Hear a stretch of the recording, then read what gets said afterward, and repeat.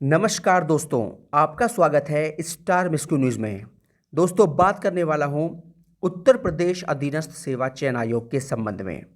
Video शुरू करने से पहले जो मेरे चैनल पर नए व्यूअर्स हैं वो चैनल को सब्सक्राइब कर लें, जिससे आपको किसी भी भर्ती के संबंध में या परिणाम के संबंध में कोई भी न्यूज़ सबसे पहले आप तक पहुंच जाए।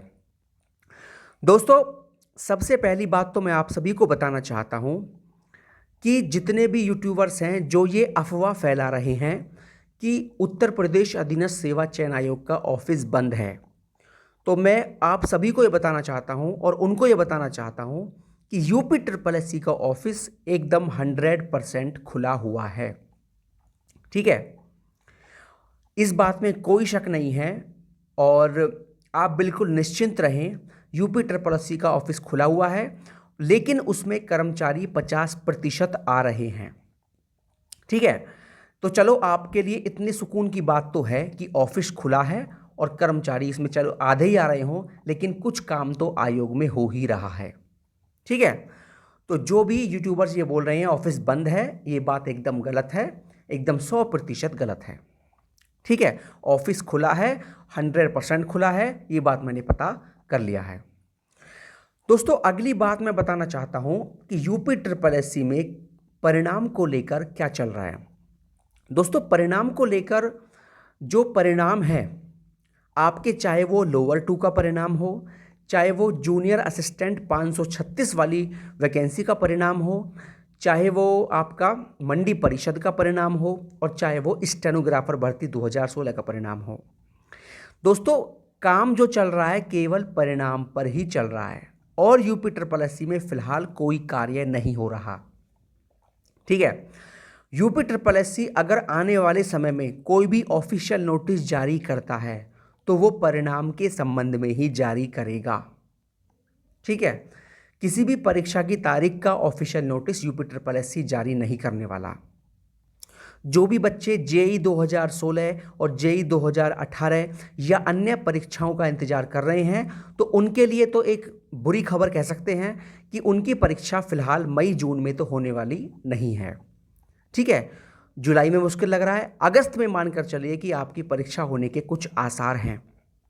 उससे पहले आपकी कोई भी परीक्षा यूपी ट्रिपल एससी आयोजित नहीं कराएगा।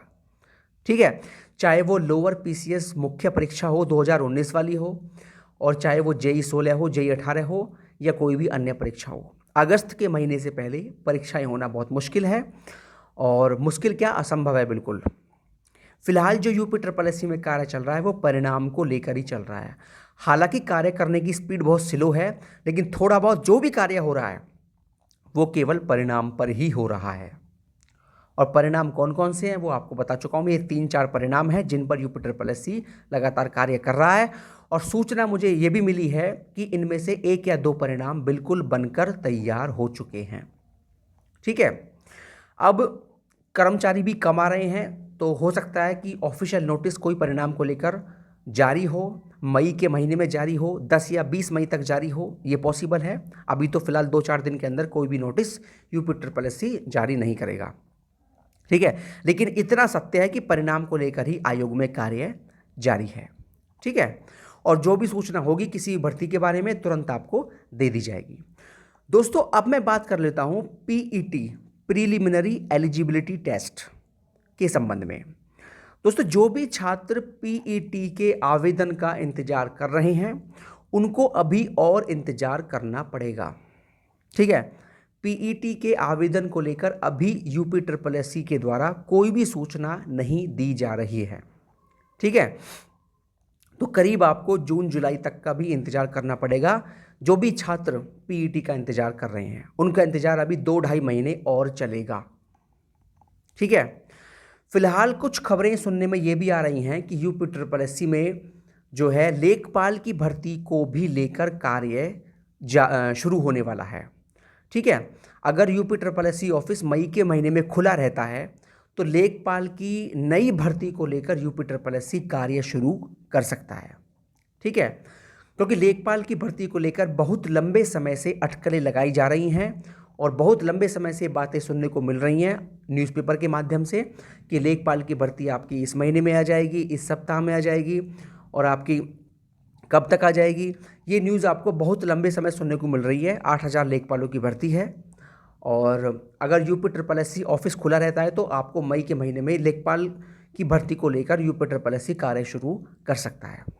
ठीक है दोस्तों, और हो सकता है ये भी कि हो सकता है कि पैट के पहले भी लेखपाल भर्ती करा ली जाए। हो सकता है कि लेखपाल की भर्ती पैट के दायरे में ना हो। ठीक है, जो और भर्तियां हैं उनको पैट के दायरे में लाया जाएगा। लेखपाल की भर्ती इस पैट से बाहर भी हो सकती है, मतलब बिना पैट परीक्षा कराए लेखपाल की भर्ती भरी जा सकती है। ये भी कुछ जानकारी प्राप्त हो रही है। ठीक है दोस्तों, तो फिलहाल जो खबरें हैं वो मैं आपको दे चुका हूं। परिणाम आपके यही हैं। एक तो आपका लोअर 2 का हो गया जो लाइन में लगा हुआ है, जो यूपी की प्राथमिकता में है। लोअर 2 का परिणाम है, मंडी परिषद का परिणाम है, और आपका स्टेनोग्राफर का परिणाम है, और आपका JA 536 वाला परिणाम है।